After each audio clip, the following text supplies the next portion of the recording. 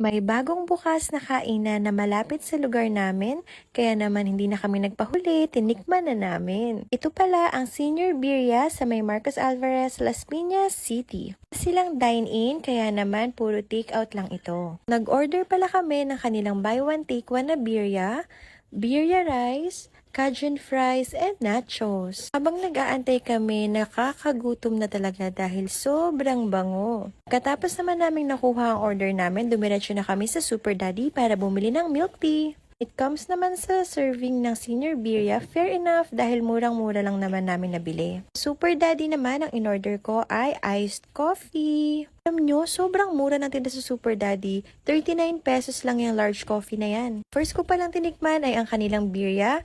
Ito ang pinakamasarap na birria na natikman ko so far. Next naman natin ang kanilang birria rice. So far, wala naman siyang pinagkaiba sa shawarma rice. Meron nga lang siyang mais and yun yung naiiba sa shawarma rice. Next naman is yung Cajun fries nila. Medyo nakontian ako sa serving nila pero masarap na rin. Choose yung pinakagusto ko sa lahat. Ang sarap niyang gawing midnight snack. Ayun na nga, busog na kami, nag-jenga na kami and nagkwentuhan. Have a good day!